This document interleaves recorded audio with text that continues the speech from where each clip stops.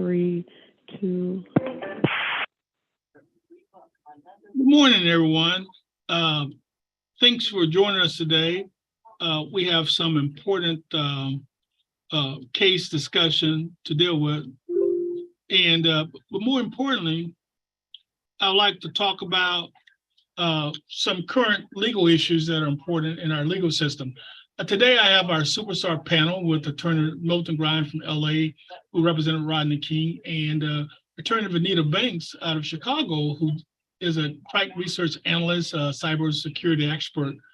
And we cover a variety of topics, and we are a live call-in show also.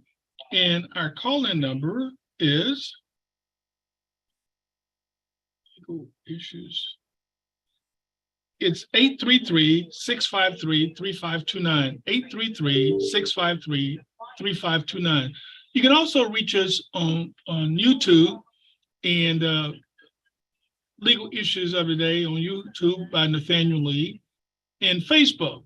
So, but also I need to announce that our law firm, after length of stay, we're moving to a new commercial building to 531 East Michigan Street, which is about 2.5 blocks from our current location. And we'll be moving this weekend and next Monday and Tuesday.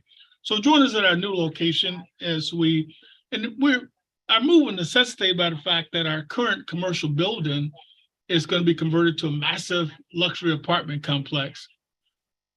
So a lot of time and energy, but we're moving on. But thank you for joining us today.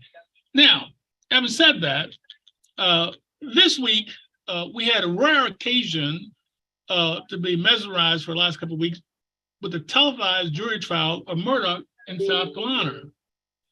And the case is fascinating in a sense because you have a powerful political family who have been dominant in South Carolina, that part of the country. And because of that, this family lawyer, Murdaugh, is on trial for the murder of his wife and his son. Most of us in our lifetime can't imagine such a heinous thing to occur. A father kill his own son that he loved so much. You see a lot of domestic abuse situations where men kill their wife and things like that, or vice versa. But rarely do you see a double homicide where a person in that type position of power and wealth will be accused of killing his beloved son and his wife. I've not seen any evidence of domestic abuse by the husband, at least from the inserts that I've seen. And the prosecutor in the case has got an interesting theory that because he was a drug addict and a thief, he's also a murderer. What a case to put together. And I, after Milton connect, but the problem I'm having is, does the fact that a person is a chronic liar, steal from his client, also motivate him to kill his wife and kid? It just seemed like a stretch to me, but they had a lot of evidence in the case that then all the way to my mind wasn't always as smoking gun as they thought it was at the part I watched. But the one thing that I thought that they were making a big deal out of was cell phone technology. The Murdaugh apparently saying I was not at the dog pound, and the cell phone recorded things showed that he was, so he had to take the stand. And I've not seen in major case like that, seen defendant take the stand. So, having said that, Attorney Grimes, did you watch any of that trial, that Murdaugh trial this week? I saw part of his testimony when he first took the stand Thursday morning when I was in Fresno, so I was in another town. I cannot evaluate how his testimony was because I did not see but about a half hour of it, Nate. That's about as much as I saw. Well, here's what my concerned, all these trials I've done, the prosecutor on cross-examination, I was watching about an hour of it yesterday. Instead of asking a question, he gave a closing argument question. Now, is it true that you lied about this, then you lied about that, and then you did this, you did that? So he asked like a 3-minute question. I'm thinking, okay, and I expect for the defense lawyer, object, compound, object. I mean, what the hell? But they didn't. I mean, I'm thinking, what the hell are these lawyers doing? I mean, maybe they wanted to appear to the jury that they had nothing to hide and the truth would prevail. He probably had a script he had to stick to no matter what the question was. And so some attorneys believe that once you tell your story, what the prosecutor may do or what the other attorney may do is not going to be as relevant as your story, because you're going to answer his question with what your goal is, and that is to stay within your story. He can ask you anything. Didn't you aid Hitler in Germany? You can ask that. You can put that out there. The answer is no. I did not kill my son and wife. So a lot of people feel that objecting too much caused the jury to suspect you're trying to hide something. I kept waiting for all these objections, colleagues, and I kept listening to hear, but they were not. And I suspect for the same, for the reasons, Milton, that you're pointing out. This very experienced trial lawyer had a story, and he stuck to his story. Right. The prosecution was trying to establish that this is a professional liar, that he has lied in so many cases. The cross-examination went into specific detail regarding all of the financial crimes that Murdaugh had committed. He had perfected a method of stealing large personal injury settlements from his clients. And so he admitted to lying and stealing millions of dollars of settlements from his clients, including minors and quadriplegics and so many others. And his story was the same. Yes, I lied. Yes, I stole money. I regret that I did it, but I did it. I'm sorry for that. But when asked, did you annihilate your family? Are you a family annihilator? Which I thought was a strange question. His answer was absolutely not. I did not kill my wife and son. Right. He also stated that, during the direct examination, I read that there were members of the jury that were crying. And so this whole attempt was to humanize Mr. Murdaugh for the jury. And remember that in this criminal murder trial, the prosecution must prove guilt beyond a reasonable doubt. And they only need one juror to raise that doubt. It's also my understanding that the case wasn't removed out of this town. And that strategy is probably based on the fact that this family's lineage dates back to Robert E. Lee. In fact, the defendant's father's picture hang in the courtroom prior to this trial. They took it down before the trial. did they put another picture in its place? I wonder, but the townspeople were there, and the town people know that this man, from what I read, and I really, guys, haven't kept up much with this case other than a brief article in the paper that I read yesterday because I heard we were going to be talking about this case. If, from what I understand, they live in a luxurious compound there in this town, and they are the quote foundation or the leaders of this town as far as economic wealth. So they are highly regarded. They are like the king of this town. And a lot of people probably have some indebtedness towards or in the Murdoch family, loans, jobs, whatever. So the prosecution has got to get over that kind of influence. I've tried cases in towns where against the Department of Corrections where damn near half of the town was employed or had relatives that were employed in the Department of Correction. More people had to excuse themselves because their husband worked or their wife worked in the Department of Correction, where that town depended on its survival, its livelihood on that department. So when you accuse the department of crime or its officers of a crime, it's hard to get a conviction in that atmosphere where you're dealing with a hometown jury that the defendant has to their advantage. I remember the King's case was removed to Simi Valley, the worst place in the world for the case to go because it's full of retired police officers.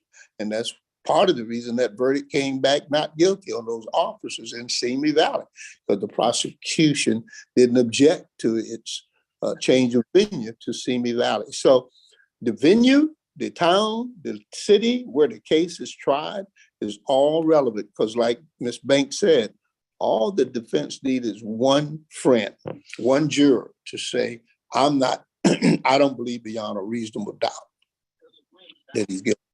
One fascinating aspect about this case, they don't have the forensic evidence to tie him to the actual shooting in the sense that one person shot with a rifle, the other person shot with a shotgun. So there are two weapons used, which is an oddity to me. So the mother and the son are together and they're both shot by different weapons. So wow. They're saying that he has a shotgun and a rifle in his hands when he shoot one. And that's the only part of it that's, you know, I don't know, that was just bizarre to me. That they shot, he's got a rifle and a shotgun in his hand, and he shoots a shotgun with one hand. That's hard for me to conceive of, but I guess it's possible if he's a person that's familiar with arms like that. I've always been a little timid with the shotgun, Nate, even though I've been rabbit hunting with my dad when I was a boy. I never liked the shotgun, believe it or not. One went off on me accidentally one time. When I set it down, it went boom. I go, I don't want to again. Seriously. Well, I was thinking that the defense I've been looking for some scientific evidence to exonerate him. Like if I'm not a criminal lawyer, but if I was, I'd probably do some photogrammetry and I'll probably take a weapons expert to show the energy transfer when you shoot the shotgun, for example, the shot. And then the rifle would have kick too. And so, and then the amount of weight that it takes on your body when you pull the trigger mechanism. Right. And so I was thinking about that. I say, you know, I guess next week that they're going to put on some scientific evidence to show the probability that there were two assailants, not one, that committed this heinous crime. I'm guessing, I'm not sure what the defense got in their bag. I'm sure they got something because the trial didn't end on Friday. You know, the other thing that, counsel, that bothered me, maybe not you guys, the proliferation of questions that were summations. So instead of the prosecutor asked questions, he gave summation. Now, one of the things that I thought that hurts a lot of time is that if you see something 1,000 times during a trial, it becomes normal. You know, in other words, you normalize whatever it is. And so is it a possibility I saw some of the political pundits say that it's going to be a hung jury based on the fact of conflicting evidence. But I was just thinking it's something a little bit more salient. You say that he's a thief or liar 1,000,000 times, and then you keep on the stand, you ask closing argument questions, does that itself cause the jury to potentially be immune in the sense that you see something to become normal behavior?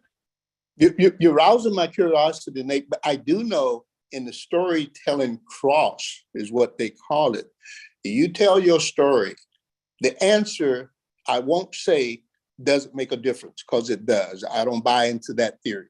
And so it's true, it's correct that you committed theft, that you committed robbery, that you committed rape, that you did this. And the person say, no, no, no. But you're telling your story in the story cross-examination. So it's not regardless of what the answer is. I don't think you can just go overboard and keep getting those no's, but it is important in the story cross-examination. That's the technique, is that you tell your story. So the prosecutor is telling his story. He's getting out of the defendant. The admission is correct that you've been embezzling, you embezzled minors' funds that they needed to live the rest of their lives on, correct? Yes. You embezzled the elderly's funds that you settled $1 million case or $1 million cases on, correct? Yes. The prosecutor is, I believe, and I didn't see it, the cross-examination, I only saw that a little bit before I went to court. The prosecutor is telling his story through his questioning. And some believe that that's an effective way to get your story across again, even through the witness. As to your other. Hey, Milton, you hit your mute button. Hey, while we're doing that, you hit your mute button accidentally. Can you get me now? Yeah, I hear your vocal, but you lost your pitch, but go ahead. Okay, so can you hear me now? Loud and clear. Okay, so as to putting the witness on the stand or your client on the stand, it's a risky venture, because the theory is that you begin to create a doubt about your story when you put the defendant on the stand and give the prosecutor a chance to go at him, as opposed to telling your story and your defense through the prosecution witnesses. But I don't stick 100%, or that's not I can say I've put my clients on the stand more than the average lawyer, but you have to spend a significant time in helping them understand the risks and telling their story and sticking to their story. They got to be well prepared to know that they're going to be attacked by a skilled cross-examiner who knows the law and knows what he's doing. Don't argue with them. Answer the bad questions, answer the good questions, stick to the story. So I'm not a believer that you can never put your client on the stand. I believe that sometimes you have to put a client on the stand, because the jury wants to know what the hell happened, and I'm not going to let you trick me. Attorney Banks, and then we'll go to the line callers and take a couple calls. Go ahead, Attorney Banks. I agree with you, Attorney Grimes. Once it was established that he was in fact at the scene of the murders, and that he had initially lied to police about that, extensively lied, and they had, the videotape showing that he had initially stated that he was not at the scene at that night, he had no choice at that point, right, in my opinion, Attorney Grimes, to take the stand to, clear up that clear inconsistency. And right, so he was very, very well prepared, understand that he is an experienced trial attorney. Mm-hmm. And as far as I was concerned, the cross-examination yesterday was the Alex Murdaugh show, that he really was in control of that, obviously of his testimony and of that cross-examination. He cried. He's a shrewd trial lawyer. And while he, admitted that he had stolen money, at the end of the day, And one of the things that Nate and I have been talking about, what is the motive for him killing his wife and son? Allegedly to detract from the massive financial crimes and insurance fraud and embezzling from his law firm. It just doesn't all add up. What do you think, Attorney Lee? Well, I'll get back to that. Let's take one of the callers. You have a quick question for us today. It just doesn't all add up. Hello? Hello? Brother Nate? Yeah, go ahead. All right, brother. How you doing? Thanks. Brother Imhotep here and Attorney Banks and Grimes. Thank you for taking my call. I'll be brief. Attorney Banks, I'll follow, me, I follow Chicago news a lot. Jamal Green is my guy up there. His ideas are completely progressive. They're needed in a lot of cities, and it's a shame that he won't probably win. But when I get done, tell me about, what do you think about Willie Wilson's comments about hunting down people and shooting them like rabbits? Hunting them down like rabbits. That was horrible, I thought, in that debate in Chicago. Nate, have you kept up with that? I have not. Okay. Oh yeah. Well, I'll let Attorney Banks elaborate. In a couple of things. Number one, we have a situation in Texas with Michael Irvin, who filed a $100 million lawsuit against Marriott Corporation, the manager, and then supposedly the woman who made the accusations against him. It's been almost 3 weeks now, and Marriott refuses to turn over the videotape to his attorney. They requested it. Now the case has been moved to federal court, and the judge has given them to Tuesday to turn over that tape. My mother, as you know, is an attorney, said it's almost criminal that they have not turned over that videotape. Here's a man fighting for his reputation, his work life, because he's been taken off the NFL Network. I think he's paid almost $2-3 million a year. And it is their exculpatory evidence, I would think, correct? I know sometimes I miss my mother when she's telling me these terms, but how are they able to hold up giving up this tape so long? And is there any other recourse if they don't turn this tape over by Tuesday, according to the federal judge? And then two, we have a new Senate bill, I think it's 1128 here in Indiana, because, we have no permit and it's basically Wild Wild West guns here. So now they want to come up with something about creating some type of database where the police could look up if you have records or something like that quicker than notice. But that still lends to me of stop and frisk or racial profiling, because if everybody's walking around with guns on their hips, how do you pick out who to check out? How do you do that? It still lends to racial profiling, which a person running for mayor in this town, Attorney Abdul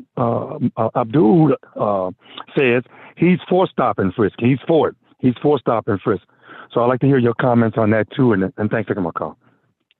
Well, there's a whole lot of stuff that he raised to call race, but the one thing, let me address real quickly the Michael Irvin case, and that's one that I thought was important because it made national headline. Michael Irvin is a Hall of Fame wide receiver, went to the University of Miami and then played for Dallas Cowboys, won a couple Super Bowls.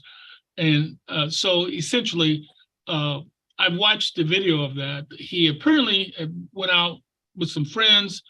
He comes back to the hotel guests recognize him because of Super Bowl, and they all want to take pictures with him. So several of the guys, he's, pleasant guy. You take picture with these folks. As he's going to the elevator, a female employee calls him name. He goes back and they talk between 30 seconds and 1 minute, according to the witnesses, and then he goes to his room. The witness then talked to the manager, and somehow the manager contacted the NFL, and NFL make the unilateral decision to pull him from the network based upon some sexual misconduct. The eyewitness to the event were outraged because they thought that it was a bunch of crap, because they actually saw what happened with their own eyes. And that's going to be a fascinating case. But the caller talked about turnover evidence. It's a very simple rule. When the federal judge ordered them to turn over evidence, if they fail to turn over evidence, there's a rule the judge could invoke sanction against them. One sanction he can invoke against them is sanction. 2, monetary. an instruction to the jury that says that if you had turned over evidence, it would have proved the plaintiff case in a nutshell, not in those exact terms. So you get a spoliation of evidence instruction. And so that basically answered that question. Now let's go to the line, take another caller real quickly. Caller, do you have a question for Rita? Yes, hello, this is Mayhem. Hey, I want to ask the local attorney, have you been keeping an eye on what the last shooting went on in Captain Square? My point is, I'm trying to figure out if a person murders someone, why they're not in jail, why they haven't been prosecuted, and that last case dealing with the prosecutor that he's showing, I'm not gonna say favoritism, but he is withdrawing from that case because of certain bias that the person allegedly that killed someone supposed to be a witness in another murder. What is going on? Let me explain that to you real quickly. Yes. The prosecutor is not withdrawing because of favoritism. He required to withdraw in this case because of the ethical conflict. Here's the situation. The person who did this murder, manslaughter, or what seemed to be a crime, that person is supposed to have PTSD. And so the story that I was told is that this person is a material witness in another felony. And so the prosecutor is using that person to convict someone else. And so because he's using that person to convict someone else in an unrelated matter, under rules of ethics, he had to get an independent prosecutor to prosecute that person for this separate independent case. And that's kind of the way the legal system works. So in other words, we can't move forward on cases as a clear conflict of interest. The legal community is probably the most regulated of any profession. And this is one of the oddities. The doctor can actually operate on two people involved in a felony, but a lawyer can't. We have these firewalls that you can't cross, and this is one of them. And so because of the fact that he's using them as a material witness, and see, now I want you to think about the practical aspect of this. When you prepare a case for trial, you have to talk to that witness to find out what happened. But if that witness, you're prosecuting him, he has his own lawyer, so his lawyer's got to be present, so you can't prepare a witness for trial. And so even if you didn't have that, you still have some practical implication because the person have a Fifth Amendment right on the secondary case. And of course, you and I know that whoever going to try to defend on the first case will use the fact that he's a killer on the second case. Make no mistake about that. Any defense lawyer, under the rules of evidence, certain type of crimes are admissible. One is murder, robbery, perjury. And so, as a lawyer, you're going to try to use that every time that guy testifies, you're going to point out he's a murderer. And that's my take on it. Counsel, you guys have one more question. Yes. Yeah, one more question. But this is not the only, I'm not going to use that one. But he is known for, the system is known for letting out repeat killers. It's happening too many times. And like you said, I understand you're a lawyer, but that's no excuse for your witness to go out and murder somebody. He's no longer a liable witness. He's a murderer. And he needs to be locked up. We're letting too many people we know is killing people out back on the street, killing again. What are we going to do about that in that town? Well, the way the legal system works is that we have a separation. We have a defense lawyer who represents the defendant. We have a prosecutor who filed charge against them and police officer. And we have courts that make decision. It's not the prosecutor that make the ultimate decision on what the sentence would be for people who commit crime. It's the judge. And so our judges are like pretty independent, whether Republican or Democrats here in the city, they're pretty independent. And I don't know, every case is different.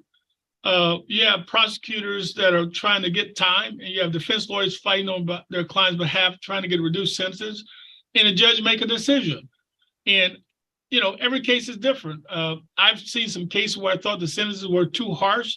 In other cases, I thought they were lenient. So, but they have in front of them all the material evidence, and they have arguments on both sides of the case. So when you make a generic statement, say, why they're letting people out, that's not the prosecutor. That's, that's effective defense representation. And so that's what they're trying to accomplish. Counsel, you have any comments? Now, Attorney Banks? I heard that comment that this gentleman made often enough to say that that's not my belief, sir, that they're letting murderers out on the street. The floodgates are opening for that purpose. It doesn't happen as much as I think that the publicity on a particular case may make you think. There's a lot of people in prison longer than what they should be from my viewpoint. So I don't think the floodgates are opening up for convicted murderers to be released into our society. The justice system may have its faults, but I don't see that as being one of them. Yeah, what happened is that one case get a lot of publicity and it gets Right. a distorted view. And the bottom line is something I want everybody to know. Our prisons are filled with inmates. And America has more people incarcerated Right. than any country in the world. Percentages, we put more people in jail in this country than any other place in the whole world. Now, Right. Our country is 3% of the population of the world, but we're 51% of the private gun ownership. So in one hand, we do have more killing in this country than anywhere else, but we also have a proliferation of weapons that everybody could get accessible. We have as much, if not more, draconian punishment than most other countries. I mean, they have some countries that look a little bit more humane at a convicted felon than we do. We like to look at them as if they're animals. They're no longer fit for society. Other countries look at them as they're still human. They can be rehabilitated, and we can do something to salvage them and put them back in society and make them a productive individual. Our penal system oftentimes destroy the soul of the individual intentionally. So there's a different view on punishment in a lot of other places than it is here in the U.S. I don't see us letting everybody out or letting too many people out of prison who have been convicted of murder. If anything, we keep them in prison too long, from my opinion. That's my opinion. Okay, producer, Attorney Banks, and then we'll take the next caller. Go ahead. No additional comments on that issue, but I wanted to go back to the caller that referenced the Chicago mayoral race. There are 9 candidates running for mayor in Chicago. The election is scheduled for next Tuesday, and current mayor Lori Lightfoot, according to the latest polls, and one poll, is running in 3rd place at this point. Paul Vallis is polling highest, followed by Brandon Johnson. And with respect to the comments made by mayoral candidate Willie Wilson, to the caller's points, his comments regarding policing are simply deplorable and unacceptable. He also referenced Jamal Green, the youngest candidate, who is a community activist and politician, well, obviously politician, and he has a bright future. He champions universal preschool for 3-year-olds, and he outlined a sweeping $5 billion public safety plan that he released last week, and that plan calls for creating 10,000 apprenticeships for Chicagoans ages 13 to 25. So this young man has a very promising future. If no candidate obtains a majority of the vote on next Tuesday, there will be a runoff election. So more to follow. Whoa, that's incredible. So the mayor in Chicago, I saw a poll that she was actually in third place. Is that accurate still today? As of today, she's polling at in third place. Wow, I'm, that's gonna be fascinating. I'm tempted to ask your favorite, Vanita. Hey, Milton, only your ears being shown now. Okay, that's better. That's because I'm trying to hear things. I said I was tempted to ask Vanita her favorite candidate, but that's your privacy right. Who you voting for, Vanita? Well, I don't get to vote because I don't live in Chicago. Oh, shucks. But I believe that Mayor Lightfoot, has had some very, very serious challenges. And like President Biden, I would be in favor of her continuing in office to finish the job. Okay. Well, let me ask you something. What has been the criticism as to why there's such pushback on her reelection? Biggest criticism that I've heard is related to crime in Chicago. People are afraid to visit Chicago. There's just so much crime on One Magnificent Mile. Crime is just a huge issue across the city of Chicago. Well, what we've seen, which is problematic, we'll go to the line and we'll take Pierre now, and then we'll get back. Hey, Pierre, you have a question or comment for us today about these issues? No, Nate. Good morning, all. No, I wanted to bring to the attention of the two visiting attorneys. Yesterday, we had something very extraordinary happen on this radio channel that Nate's on, WTLC. The host, Tina Cosby of the Community Connection, had our United States Attorney on for the Southern District of Indiana. She had our Marion County Prosecutor on, Ryan Mears, who is prosecutor in Marion County, but I believe he holds subpoena power over our state house too.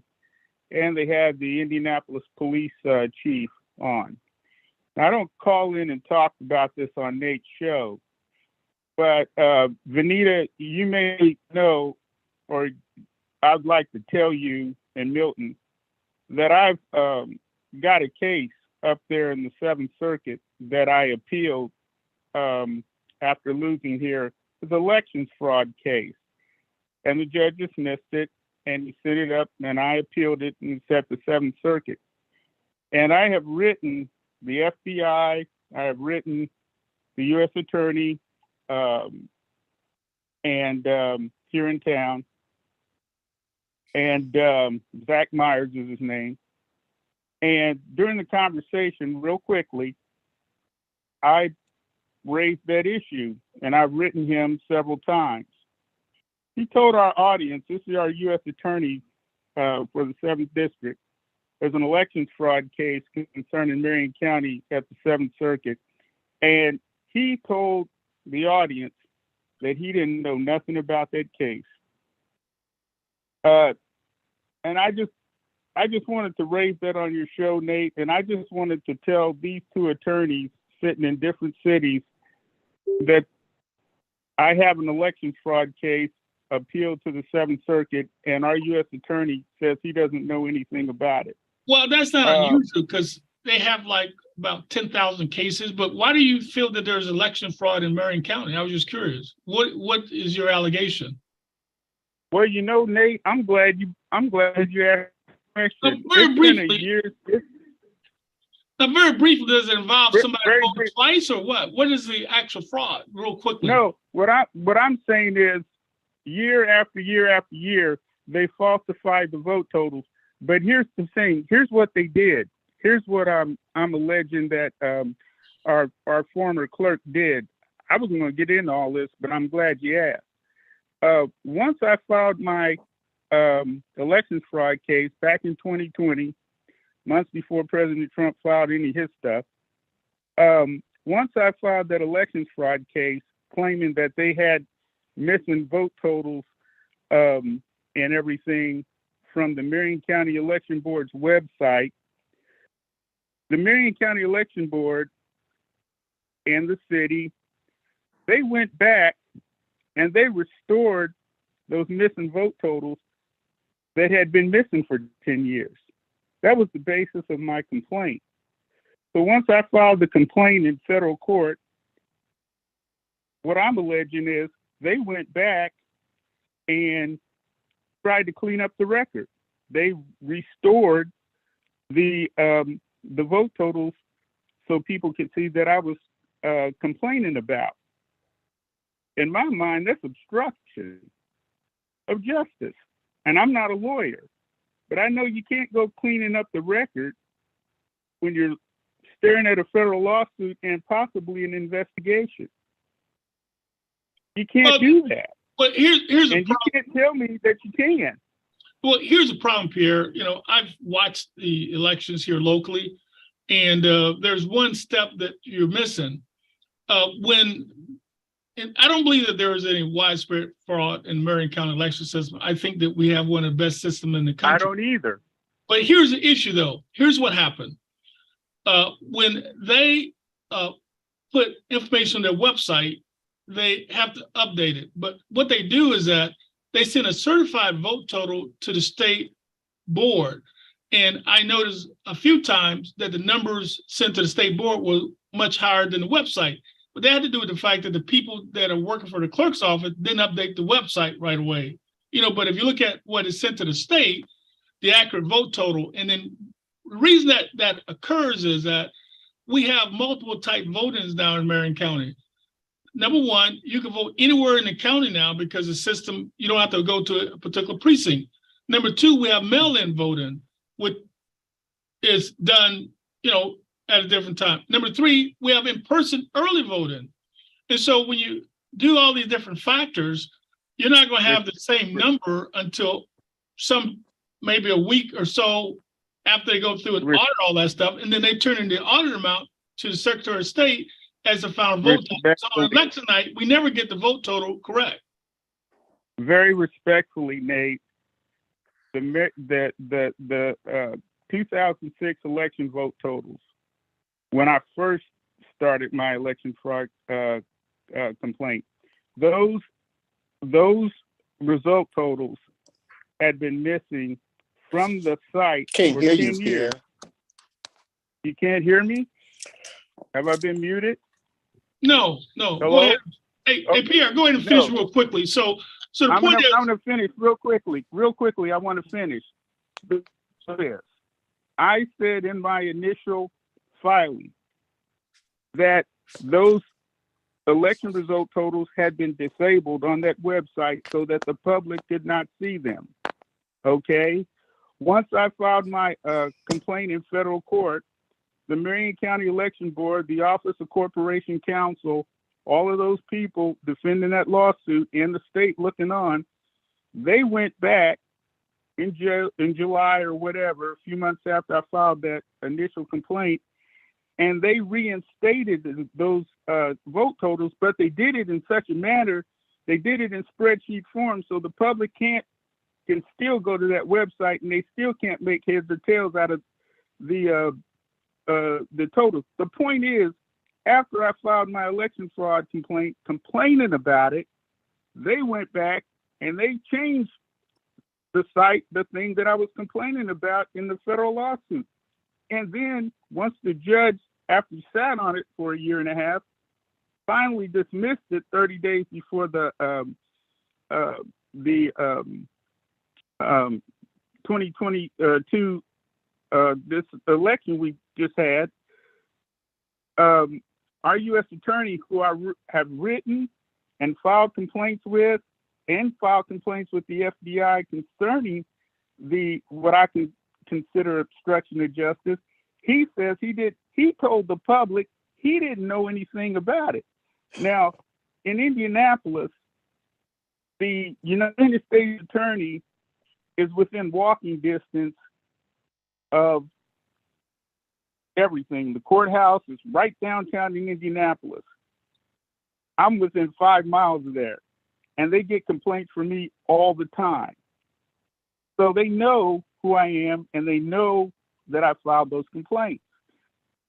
And Okay. he told the public. He told the public on I know, but this hey, radio Pierre, program. wait a second. Pierre, I got to go to the next caller because now you're repeating yourself because you Okay. told like 4 times he told the public he didn't know about it, so. He said he didn't know about it. I believe he was lying. That's the only thing. It's extraordinary for him not to know about that complaint. And I just want to tell other folks, 2 other attorneys, what happened. But thank you for taking my call, Nate, because I really didn't think you would take it. Thank you, sir. Mhm. Now, Is Pierre a lawyer or a citizen that complained? citizen complaint. Yeah, I believe that from my standpoint that we probably have one of the best elected system in the country in terms of, in our city, you can vote anywhere now and it's computerized and, they have a backup system. And I do early voting. And so I'm very comfortable with the system. Our biggest problem here locally is that the county has like 670,000 registered voters and about 475,000 are Democrat. Mm. And we get like, I don't know, 20% of the voters that turn out in a presidential election out of 470,000. The most we ever got is about 255 or so. So we don't get, voter participation despite the best effort. If in Indianapolis, if we were to get 95% of the registered voters to vote, we could actually win statewide election. But we just, whatever reason, I like the fact that we have people like Pierre that are interested in the electoral process, but I like for people to spend more time and energy contacting their neighbors and their friends and make sure that everybody vote in the next election because it's critical. I can't stress how important that is. So I'm happy that you have a guy who's watching the results, but I want people to focus their energy on getting people out in the next election, in the primary, the general election. We're going to have contested primary in local races.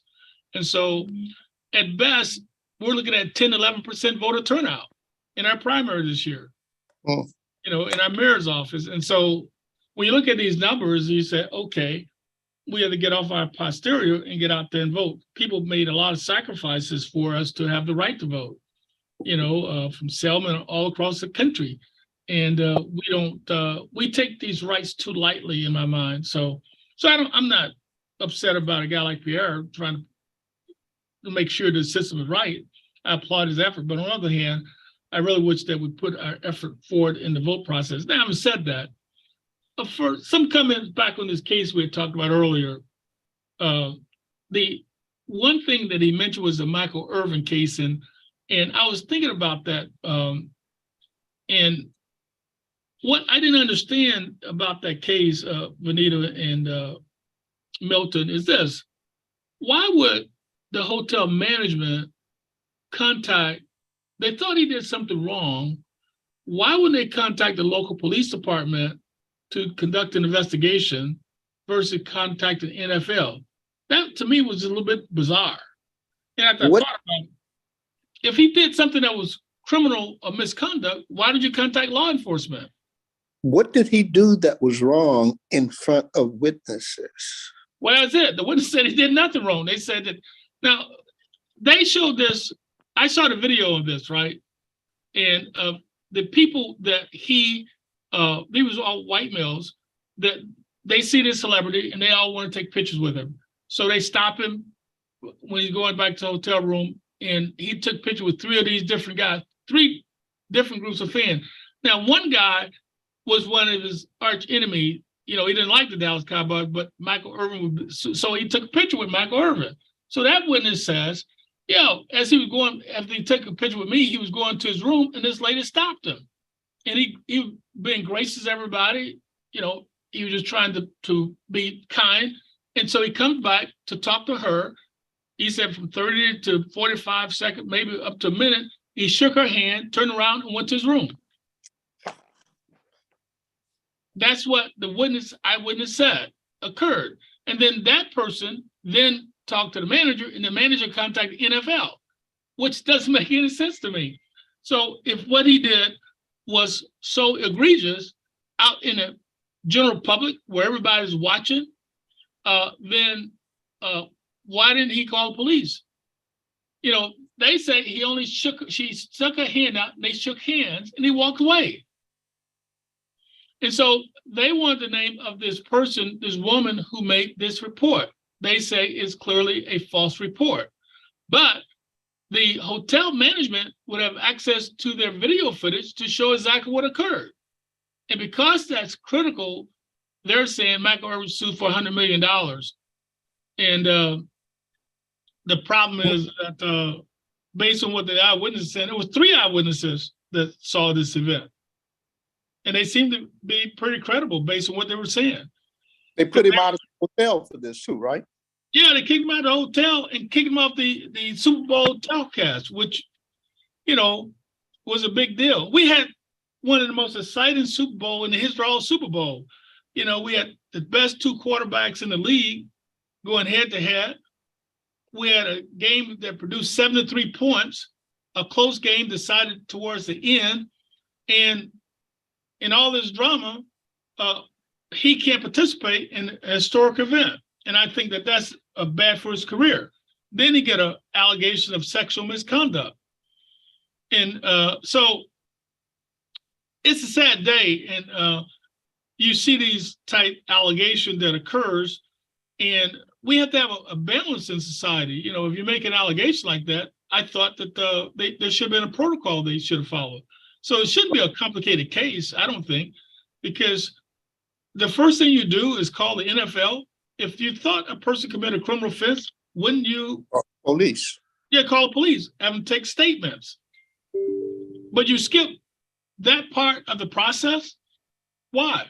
I mean, for the life of me, I just couldn't fathom as to what they were doing. And now I think they need to have a police investigation to find out, and have the police look at this and see whether or not it's false reporting of a crime. Wow. And wow. What you have to say about that, Ms. Banks?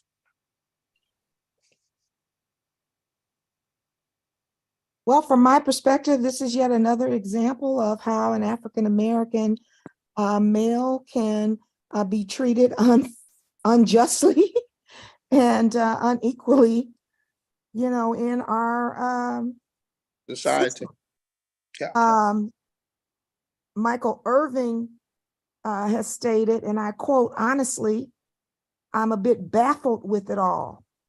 This all happened in a 45-second conversation in the lobby. When I got back after going out, I came into the lobby and I talked to somebody. I talked to this girl. I don't know her. And I talked to her for about 45 seconds. We shook hands, then I left. That's all I know." He had attempted to, I believe the case may have been removed to federal court. But tell me, gentlemen, why did the NFL act so precipitously just based on these allegations? Well, image. You got the biggest sporting event in the whole world. They watch worldwide. They get about $1 billion or so for the broadcast of these rights and so they don't want that to be the story that's being told. You got one of the things that was kind of unusual about it, they had this big hype about the fact that you had 2 Black quarterbacks, and I thought that was the wrong narrative. We had the 2 best quarterbacks in the league going at each other. I thought that those two. I thought that Jalen was the Philadelphia quarterback. I thought that he had the best season of any player in the NFL this year, in terms of what I had watched. I know he had an injury towards the end, and the tackle that they did on him, I thought there should have been a penalty when I watched that game. And I'm not a Philadelphia Eagle fan, so per se, but I thought that, I watched them call things like that on Brady and quarterbacks like that. And when the player put the entire weight to injure somebody, they've been calling penalties on them. And in this case, when the guy tackled Jalen Hurts, he did that maneuver to try to injure him, I felt. He intentionally tried to flop down so he would injure his shoulder and stuff. And so because of that, I felt that was misconduct, but nevertheless, that's why they do it. Now, we're at the end of our show, our broadcast. Any final comment, and then we'll close out? No, I apologize for being a little late this morning. I had a little mishap here in California, of all places, with this rain. I'm not used to bad weather, but glad to be here. Attorney Banks? Well, at least you're not battling where you're located, Attorney Grimes, a snowstorm. I hear that there are parts of LA that are responding to blizzard warnings. And I just wanted to say that as we are nearing the end of Black History Month, that we should all make a commitment to learn Black history, which of course is American history, every single day. And don't forget to tune in tonight to the 54th annual NAACP Image Awards at 8 p.m. Eastern Time and 7 p.m. Central Time, broadcast on BET as well as CBS. Since 1967, the NAACP Image Awards have focused a spotlight on our humanitarians, global leaders, and Black entertainers. And this year, the honorees include Serena Williams, Congressman Benny Thompson, and Attorney Benjamin Crump. Well, thank you all, our listening audience. Join us next week as we talk about legal issues of the day. Thank you, and thank you, my special guest. Have a good day, everyone, and God Bye-bye. bless you. Thank you. Have a great day. Bye.